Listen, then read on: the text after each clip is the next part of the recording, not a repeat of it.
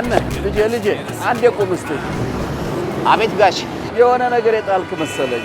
የባስ ትኬት ነው አልፈልገውም። ጣጣ የለውም። አንተ ምንም ጣጣ የለውም የባስ ትኬት ነው ብለህ የጣልከው። እኔም የጣልኩት ትኬት፣ ያም የጣለው ትኬት፣ ሌላውም የጣለው ተደማምሮ ከተማዋን ወረቀት በወረቀት ነው የሚያደርጋት። አየህ ጽዳት ከዚህ ከትንሿ ይጀምራል።